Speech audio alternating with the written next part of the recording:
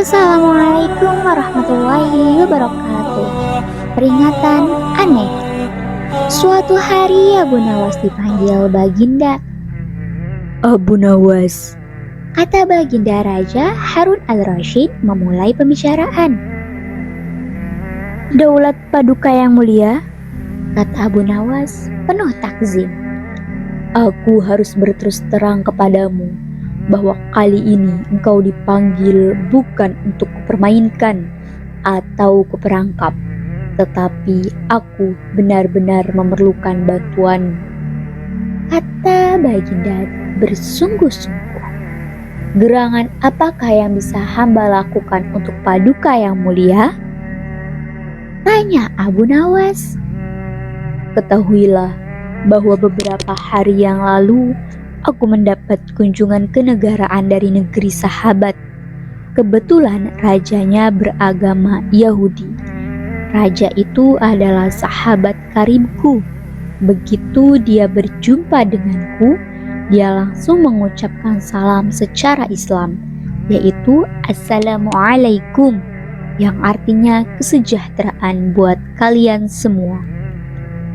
Aku tak menduga sama sekali. Tanpa pikir panjang, aku menjawab sesuai dengan yang diajarkan oleh agama kita, yaitu kalau mendapat salam dari orang yang tidak beragama Islam, hendaklah engkau jawab dengan Wassalamualaikum, yang artinya kecelakaan bagi kamu. Tentu saja dia merasa tersinggung. Dia menanyakan mengapa aku tega membalas salamnya yang penuh doa keselamatan dengan jawaban yang mengandung kecelakaan. Saat itu, sungguh aku tak bisa berkata apa-apa selain diam. Pertemuanku dan dia selanjutnya tidak berjalan dengan semestinya. Aku berusaha menjelaskan bahwa aku hanya melaksanakan apa yang dianjurkan oleh ajaran agama Islam. Tetapi dia tidak bisa menerima penjelasanku. Aku merasakan bahwa pandangannya terhadap agama Islam semakin tidak baik, tetapi sebaliknya. Dan sebelum kami berpisah, dia berkata, "Rupanya hubungan antara kita mulai sekarang tidak semakin baik, tetapi sebaliknya. Namun, bila engkau mempunyai alasan lain yang bisa aku terima, kita akan tetap bersahabat." Kata Baginda menjelaskan dengan wajah yang amat murung. Kalau hanya itu persoalannya, mungkin hamba bisa memberikan alasan yang dikehendaki raja sahabat Paduka itu yang mulia. Kata Abu Nawas meyakinkan Baginda. Mendengar kesanggupan Abu Nawas, Baginda amat riang. Beliau berulang-ulang menepuk pundak Abu Nawas. Wajah Baginda yang semula gundah gulana seketika berubah cerah secerah matahari di pagi hari. Cepat katakan wahai Abu Nawas, jangan biarkan aku menunggu, kata Baginda tak sabar. Baginda yang mulia, memang sepantasnya lah kalau Raja Yahudi itu menghaturkan ucapan salam keselamatan dan kesejahteraan kepada Baginda. Karena ajaran Islam memang menuju keselamatan, yang artinya terhindar dari siksa api neraka, dan kesejahteraan yaitu surga. Sedangkan Raja Yahudi itu tahu bahwa Baginda adalah orang Islam. Bukankah Islam mengajarkan tauhid? Artinya yaitu tidak menyekutukan Allah dengan yang lain, juga tidak menganggap Allah mempunyai anak. Ajaran tauhid ini tidak dimiliki oleh agama-agama lain, termasuk agama yang dianut Raja Yahudi, sahabat Paduka yang mulia. Ajaran agama Yahudi menganggap Uzair adalah anak Allah, seperti orang Nasrani beranggapan Isa anak Allah. Maha suci Allah dari segala sangkaan mereka. Tidak pantas Allah mempunyai anak. Sedangkan orang Islam membalas salam dengan ucapan wassalamu alaikum, yang artinya kecelakaan bagi kamu.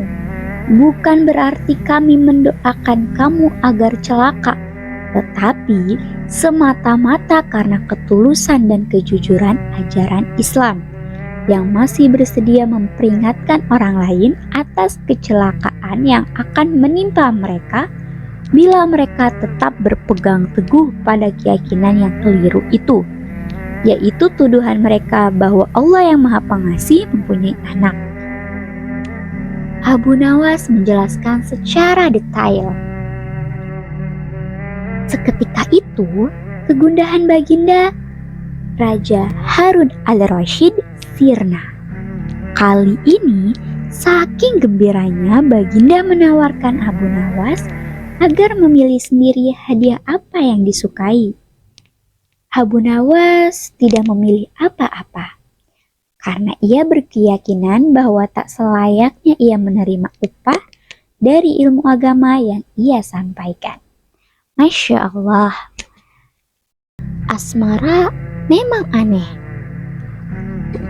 Secara tak terduga, pangeran yang menjadi putra mahkota jatuh sakit. Sudah banyak tabib yang didatangkan untuk memeriksa dan mengobati, tapi tak seorang pun mampu menyembuhkannya. Akhirnya, raja mengadakan sayembara. Sayembara boleh diikuti oleh rakyat dari semua lapisan, tidak terkecuali oleh para penduduk negeri tetangga.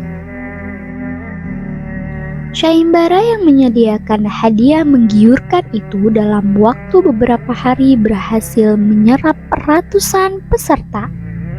Namun tak satu pun dari mereka berhasil mengobati penyakit sang pangeran. Akhirnya, sebagai sahabat dekat Abu Nawas, menawarkan jasa baik untuk menolong sang putra mahkota. Baginda Harun al-Rasyid menerima usul itu dengan penuh harap. Abu Nawas sadar bahwa dirinya bukan tabib. Dari itu, ia tidak membawa peralatan apa-apa. Para tabib yang ada di istana tercengang melihat Abu Nawas yang datang tanpa peralatan yang mungkin diperlukan. Mereka berpikir mungkinkah orang macam Abu Nawas ini bisa mengobati penyakit sang pangeran? Sedangkan para tabib terkenal dengan peralatan yang lengkap saja tidak sanggup. Bahkan penyakitnya tidak terlacak. Abu Nawas merasa bahwa seluruh perhatian tertuju padanya. Namun Abu Nawas tidak begitu memperdulikannya. Abu Nawas dipersilahkan memasuki kamar pangeran yang sedang terbaring. Ia menghampiri sang pangeran dan duduk di sisinya.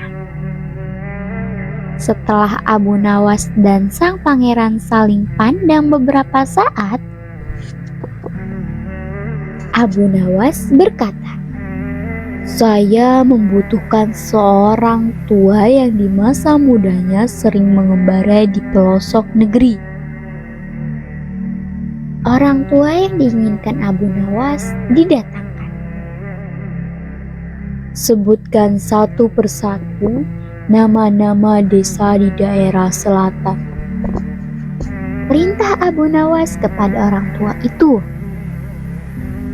Ketika orang tua itu menyebutkan nama-nama desa bagian selatan, Abu Nawas menempelkan telinganya ke dada sang pangeran. Kemudian Abu Nawas memerintahkan agar menyebutkan bagian utara, barat, dan timur. Setelah semua bagian negeri disebutkan, Abu Nawas memohon agar diizinkan mengunjungi sebuah desa di sebelah utara. Raja merasa heran. "Engkau diundang ke sini bukan untuk bertamasya.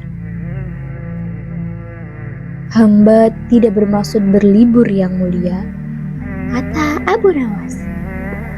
Tetapi aku belum paham, kata raja. Maafkan hamba, Paduka yang mulia. Kurang bijaksana rasanya bila hamba jelaskan sekarang, kata Abu Nawas. Abu Nawas pergi selama 2 hari. Sekembali dari desa itu, Abu Nawas menemui sang pangeran dan membisikkan sesuatu, kemudian menempelkan telinganya ke dada sang pangeran. Lalu Abu Nawas menghadap raja. Apakah yang mulia masih menginginkan sang pangeran tetap hidup? Tanya Abu Nawas. Apa maksudmu? Raja balas bertanya. Sang pangeran sedang jatuh cinta pada seorang gadis desa di sebelah utara negeri ini, kata Abu Nawas menjelaskan. Bagaimana kau tahu? Ketika nama-nama desa di seluruh negeri disebutkan, tiba-tiba degup jantungnya bertambah keras ketika mendengarkan nama sebuah desa di bagian utara negeri ini. Dan sang pangeran tidak berani mengutarakannya kepada Baginda. Lalu apa yang harus aku lakukan? Tanya raja. Mengawinkan pangeran dengan gadis desa itu. Kalau tidak, tawar raja ragu-ragu. Cinta itu buta. Bila kita tidak berusaha mengobati kebutaannya, maka ia akan mati. Rupanya saran Abu Nawas tidak bisa ditolak. Sang pangeran adalah putra satu-satunya yang merupakan pewaris tunggal kerajaan. Abu Nawas benar. Begitu mendengar persetujuan sang raja, sang pangeran berangsur-angsur pulih. Sebagai tanda terima kasih, raja memberi Abu Nawas sebuah cincin permata yang amat indah. Perdagangan misterius. Sebelum terkenal sebagai seorang penyair, Abu Nawas muda harus melakukan berbagai cara untuk bertahan hidup.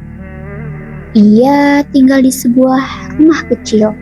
Di sampingnya ada kandang kuda yang juga berukuran kecil. Tetangga Abu Nawas sering melihat bahwa kuda yang menempati kandang itu berganti-ganti. Abu Nawas juga rutin melakukan perjalanan jauh. Namun tak ada seorang pun yang tahu apa yang dilakukannya dalam perjalanan itu. Suatu hari, salah seorang tetangga Abu Nawas memberanikan diri bertanya. Hai Abu Nawas, sebenarnya pekerjaan apa yang sedang kau lakukan? Apakah ada perdagangan yang menguntungkan? Ajaklah aku agar aku dapat mencukupi kebutuhan seperti dirimu. Ada saja pekerjaan yang kulakukan, tapi kukira tak akan ada seorang pun yang mau melakukannya. Begitulah kesibukan Abu Nawas tetap menjadi teka-teki. Ternyata bukan hanya para tetangga yang penasaran. Orang-orang yang sering melihat Abu Nawas dalam perjalanan pun heran. Ditambah lagi saat Abu Nawas selalu pergi ke negeri tetangga. Ia selalu melewati para penjaga perbatasan. Akan tetapi ia tak pernah mengatakan keperluan perjalanan yang sebenarnya. Setelah berkali-kali melihat Abu Nawas melewati perbatasan, akhirnya para penjaga pun merasa curiga. Apakah Abu Nawas telah melakukan perdagangan dengan negeri lain tanpa izin? Semua kegiatan antar wilayah harus memiliki izin resmi dari pemerintah masing-masing. Jika tak ketahuan melakukan perdagangan tanpa izin, bisa-bisa pelakunya mendapat hukuman dan harus membayar denda yang tak sedikit. Pemimpin kelompok menjaga perbatasan merasa perlu untuk memeriksa Abu Nawas dengan lebih teliti. Setiap melewati perbatasan, maka seluruh barang bawaannya akan digeledah. Suatu kali, saat Abu Nawas hendak menuju negeri tetangga, para penjaga benar-benar melakukan pemeriksaan dengan sangat teliti. Seluruh barang-barang Abu Nawas sudah digeledah. Bahkan, pelana kudanya juga dilepas dan diperiksa. Namun, saat itu Abu Nawas memang tak membawa apa-apa. Ia hanya membawa bekal makanan dan pakaian yang tergantung di punggung kuda. Ketika Abu Nawas kembali memasuki wilayah Baghdad, pemeriksa pun dilakukan lagi. Kali ini, Abu Nawas hanya berjalan kaki. Ia membawa 2 buah karung. Namun, kedua karung itu sama sekali tak pernah berisi barang yang mencurigakan. Terkadang isinya setumpuk kapas, kadang isinya hanya kelapa. Barang-barang tak berharga itu tak pernah menarik perhatian penjaga perbatasan. Berkali-kali petugas perbatasan melakukan hal yang sama. Setiap kali Abu Nawas melewati perbatasan, maka seluruh barangnya akan digeledah dengan sangat teliti. Namun mereka memang tak pernah sekali pun menemukan barang yang mencurigakan, baik barang berharga maupun barang yang terlarang untuk diperjualbelikan. Meskipun begitu, para penjaga tak bisa melakukan hal lain. Mereka terus menjalankan tugasnya. Saking seringnya, sampai-sampai petugas perbatasan itu menjadi akrab dengan Abu Nawas. Mereka bagaikan teman baik. Suatu hari, pemimpin petugas perbatasan dipindahkan untuk bertugas di tempat lain. Ia tak pernah bertemu lagi dengan Abu Nawas. Keduanya menjalani kehidupan masing-masing. Mereka mengalami berbagai peristiwa hingga kehidupan mereka berkembang. Bertahun-tahun kemudian, tanpa sengaja, Abu Nawas dan pemimpin petugas bertemu kembali. Tak disangka, penjaga perbatasan itu masih mengenali Abu Nawas. Begitu juga sebaliknya. Keduanya pun bercakap-cakap dan saling menceritakan kabar. Pemimpin petugas itu ternyata sekarang sudah pensiun. Sudah lama ia melakukan pekerjaan lain. Kini ia tak bisa membendung rasa ingin tahu yang bertahun-tahun dipendam. Abu Nawas, apakah sekarang kau akan memberitahuku sebenarnya apa yang kau lakukan setiap menyeberang perbatasan dulu? Sebenarnya begini, apa kau tak bisa menebak? Tiap berangkat aku mengendarai kuda, sedangkan saat pulang aku hanya berjalan kaki. Seketika mantan penjaga itu tertawa terbahak-bahak. Bagaimana mungkin selama ini ia tidak mengetahui? Ternyata persoalannya sangat sederhana. Dulu ia terlalu memikirkan barang bawaan Abu Nawas. Ia sama sekali tak memperhitungkan barang yang selalu dibawa pergi tapi tak pernah kembali. Kini ia paham, selama ini Abu Nawas berdagang kuda. Abu Nawas dan pengemis yang kedinginan dalam kolam. Ada seorang saudagar di Baghdad yang mempunyai sebuah kolam yang airnya terkenal sangat dingin. Konon, tidak seorang pun yang tahan berendam di dalamnya berlama-lama, apalagi hingga separuh malam. Siapa yang berani berendam semalam di kolamku, aku beri hadiah 10 ringgit, kata saudagar itu. Ajakan tersebut mengundang banyak orang untuk mencobanya. Namun, tidak ada yang tahan semalam. Paling lama hanya mampu sampai sepertiga malam. Pada suatu hari, datang seorang pengemis kepadanya. Maukah kamu berendam di dalam kolamku ini semalam? Jika kamu tahan, aku beri hadiah 10 ringgit, kata si saudagar. Baiklah, akan ku coba, jawab si pengemis. Kemudian dicelupkannya kedua tangan dan kakinya ke dalam kolam. Memang air kolam itu dingin sekali. Boleh juga, katanya kemudian. Kalau begitu, nanti malam kamu bisa berendam di situ, kata si saudagar. Menanti datangnya malam, si pengemis pulang dulu ingin memberitahu anak istrinya mengenai rencana berendam di kolam itu.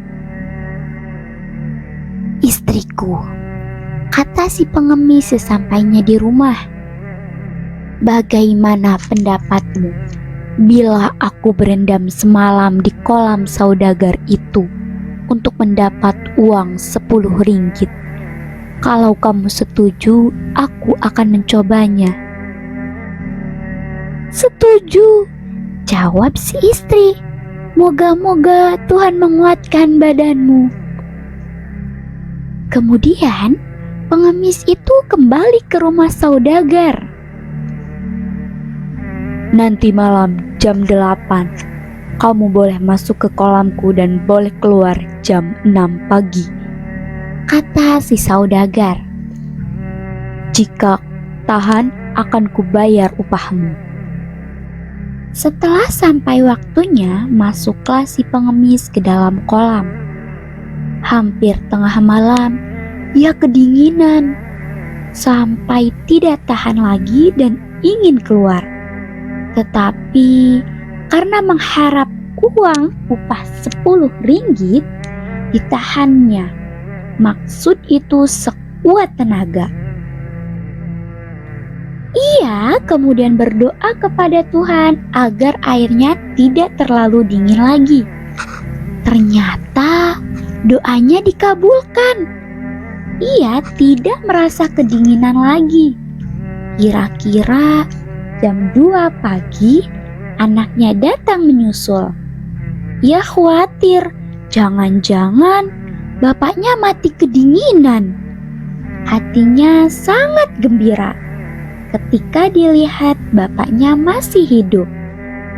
Kemudian ia menyalakan api di tepi kolam dan menunggu sampai pagi. Siang harinya, pengemis itu bangkit dari kolam dan buru-buru menemui si saudagar untuk minta upahnya.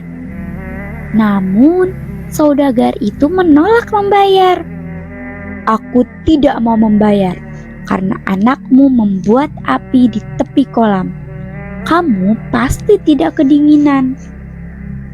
Namun, si pengemis tidak mau kalah.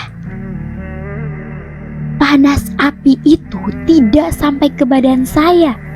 Selain apinya jauh, saya kan berendam di air. Masakan api bisa masuk ke dalam air? Aku tetap tidak mau membayar upahmu, kata saudagar itu ngotot. Sekarang terserah kamu, mau melapor atau berkelahi denganku. Aku tunggu. Dengan perasaan gondok, pengemis itu pulang ke rumah. Sudah kedinginan, setengah mati, tidak dapat uang lagi, pikirnya. Ia kemudian mengadukan penipuan itu kepada seorang hakim. Boro-boro pengaduannya didengar, hakim itu malahan membenarkan sikap sang saudagar. Lantas ia berusaha menemui orang-orang besar lainnya untuk diajak bicara. Namun ia tetap disalahkan juga. Kemana lagi aku akan mengadukan nasibku ini? Kata si pengemis dengan nada putus asa. Ya Allah, Engkau jugalah yang tahu nasib hamba-Mu ini. Mudah-mudahan tiap-tiap orang yang benar Engkau menangkan. Doanya dalam hati.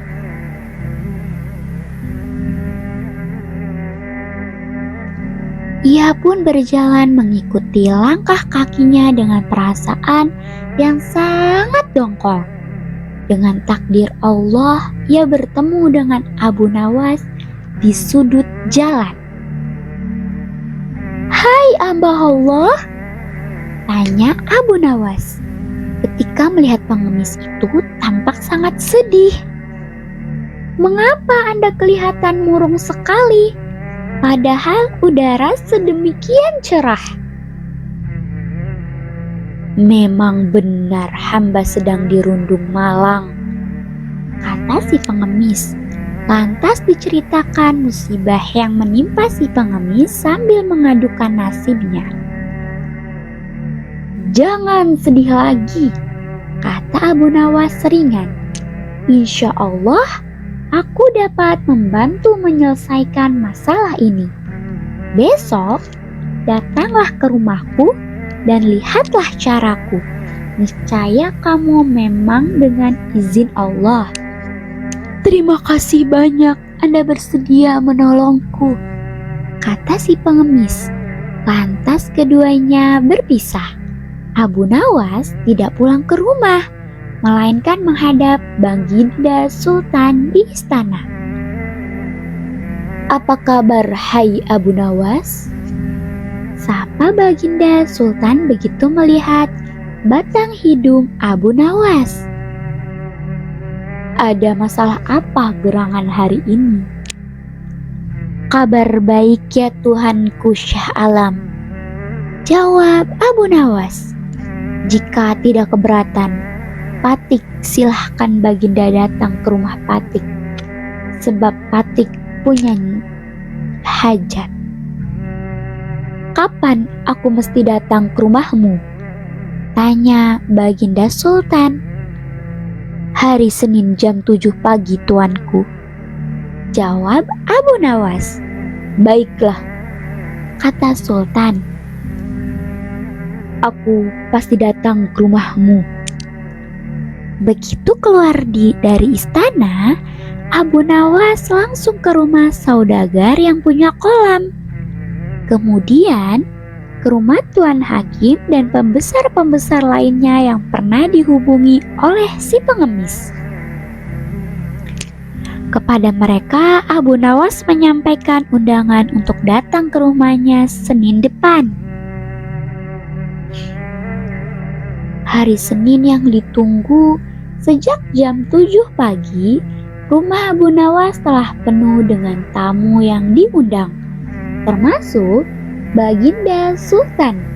Mereka duduk di permadani yang sebelumnya telah digelar oleh tuan rumah, sesuai dengan pangkat dan kedudukannya masing-masing.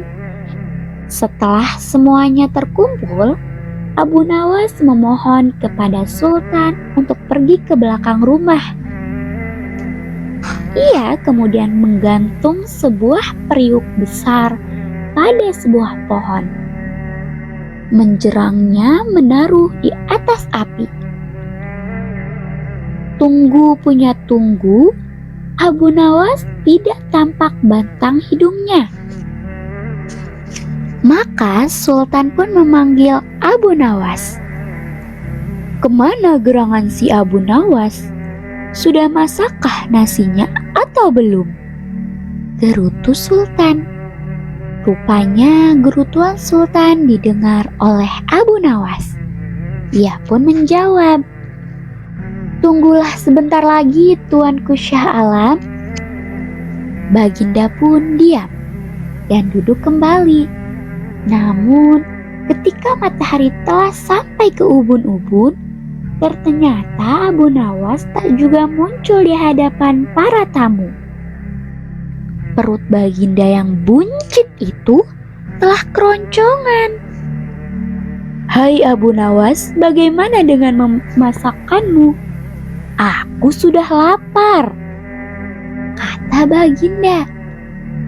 Sebentar lagi ya Syah Alam, sahut tuan rumah. Baginda masih sabar. Ia kemudian duduk kembali.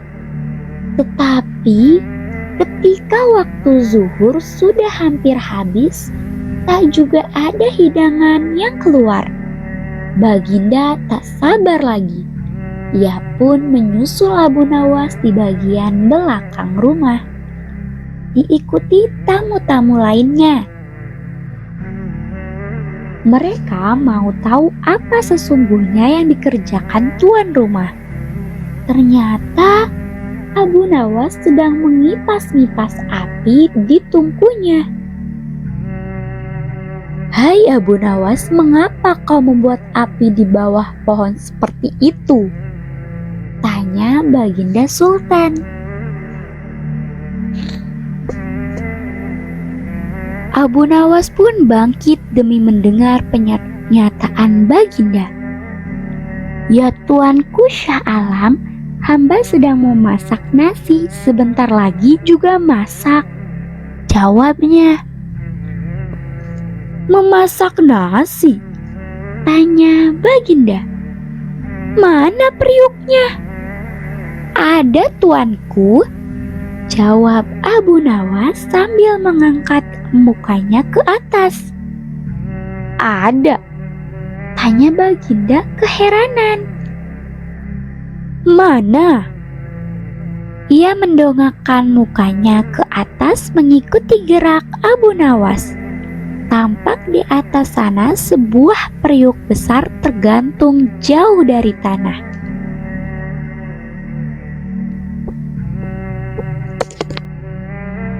"Hai Abu Nawas, sudah gilakah kamu?" tanya Sultan. "Memasak nasi bukan begitu caranya. Periuknya di atas pohon, apinya di bawah. Kamu tunggu 10 hari pun beras itu tidak bakalan jadi nasi." "Begini Baginda," Abu Nawas berusaha menjelaskan perbuatannya. "Ada seorang pengemis berjanji dengan saudagar. Pengemis itu disuruh berendam dalam kolam yang airnya sangat dingin dan akan diupah 10 ringgit jika mampu bertahan 1 malam. Si pengemis setuju karena mengharapkan upah 10 ringgit dan berhasil melaksanakan janjinya. Tapi si saudagar tidak mau membayarnya dengan alasan anak si pengemis membuat api di pinggir kolam. Lalu semuanya diceritakan kepada Sultan, lengkap dengan sikap Tuan Hakim dan para pembesar yang membenarkan sikap si saudagar. "Itulah sebabnya Patik berbuat seperti ini. Boro-boro nasi itu akan matang," kata Sultan. "Airnya saja tidak bakalan panas karena apinya terlalu jauh." "Demikianlah halnya si pengemis," kata Abu Nawas. "Ia di dalam air dan anaknya membuat api di tanah jauh dari pinggir kolam. Tetapi si saudagar itu mengatakan bahwa si pengemis tidak berendam di air karena ada api di pinggir kolam, sehingga air kolam jadi hangat." Saudagar itu pucat mukanya. Ia tidak dapat membantah kata-kata Abu Nawas. Begitu pula para pembesar itu, karena memang demikian halnya.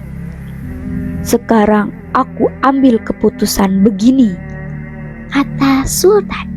"Saudagar itu harus membayar si pengemis 100 dirham dan dihukum selama 1 bulan karena telah berbuat salah kepada seorang miskin. Hakim dan orang-orang pembesar dihukum 4 hari karena berbuat tidak adil dan menyalahkan orang yang benar. Saat itu juga si pengemis memperoleh uangnya dari saudagar. Setelah menyampaikan hormat kepada Sultan dan memberi salam kepada Abu Nawas, ia pun pulang dengan riangnya. Sultan kemudian memerintah menterinya untuk menjalankan saudagar dan para pembesar sebelum akhirnya kembali ke istana dalam keadaan lapar dan dahaga. Akan halnya Abu Nawas, ia pun sebenarnya perutnya keroncongan dan kehausan. Abu Nawas, pengawal raja. Alkisah, Abu Nawas bertugas menjadi pengawal raja. Kemanapun raja pergi, Abu Nawas selalu ada di dekatnya. Raja membuat undang-undang kebersihan lingkungan. Yang ada pada salah satu pasalnya berbunyi, dilarang berak di sungai, kecuali raja atau seizin raja. Pelanggaran atas pasal ini adalah hukuman mati. Suatu hari, raja mengajak Abu Nawas berburu ke hutan. Dilalah raja kebelet berak. Karena di hutan, maka raja berak di sungai yang airnya mengalir ke arah utara. Raja berak di suatu tempat, dan Abu Nawas ikut berak juga di sebelah selatan dari raja. Begitu raja melihat ada kotoran lain selain kotorannya, raja marah. Dan diketahui yang berak adalah Abu Nawas. Abu Nawas dibawa ke pengadilan. Abu Nawas divonis hukuman mati. Sebelum hukuman dilaksanakan, Abu Nawas diberi kesempatan membela diri. Kata Abu Nawas, "Raja yang mulia, aku rela dihukum mati. Tapi aku akan sampaikan alasanku kenapa ikut berak bersama raja saat itu. Itu adalah bukti kesetiaanku pada paduka raja, karena sampai kotoran raja pun harus aku kawal dengan kotoranku. Itulah pembelaanku dan alasanku, raja. Hukumlah aku." Abu Nawas yang divonis mati diampuni dan malah diberi hadiah rumah dan perahu kecil untuk tempat kotorannya mengawal kotoran raja. Sekian dan terima kasih. Wassalamualaikum warahmatullahi wabarakatuh. Abu Nawas dan kisah 6 ekor lembu yang pandai bicara. Ada suatu hari, Sultan Harun al-Rasyid memanggil Abu Nawas menghadap ke istana. Kali ini, Sultan ingin menguji kecerdikan Abu Nawas. Sesampainya di hadapan Sultan, Abu Nawas pun menyembah. Dan Sultan bertitah, "Hai Abu Nawas, aku menginginkan 6 ekor lembu berjenggot yang pandai bicara. Bisakah engkau mendatangkan mereka dalam waktu seminggu? Kalau gagal, akan aku penggal lehermu." "Baiklah tuanku Syah Alam, hamba junjung tinggi titah tuanku." Semua pengguna istana yang hadir pada saat itu berkata dalam hati, "Mampuslah engkau Abu Nawas." Abu Nawas bermohon diri dan pulang ke rumah. Begitu sampai di rumah, ia duduk berdiam diri merenungkan keinginan Sultan. Seharian ia tidak keluar rumah, sehingga membuat tetangga heran. Ia baru keluar rumah persis setelah seminggu kemudian, yaitu batas waktu yang diberikan sultan kepadanya.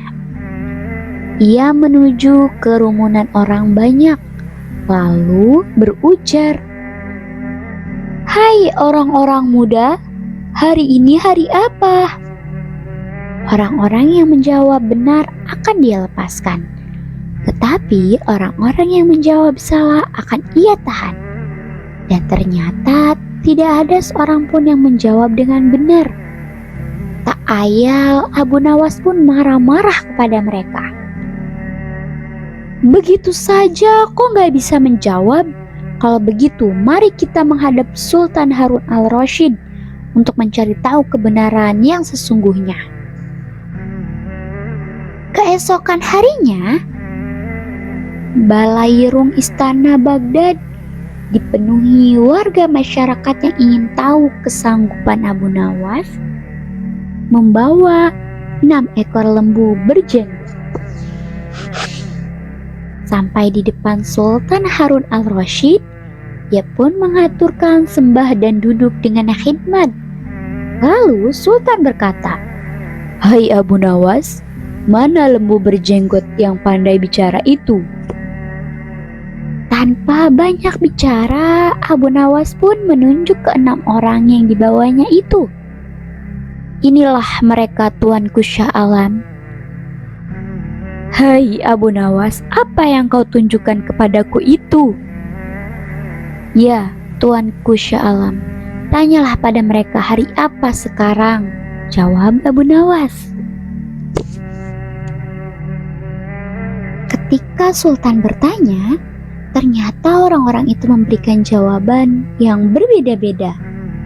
Maka berujarlah Abu Nawas, "Jika mereka manusia, tentunya tahu hari ini hari apa.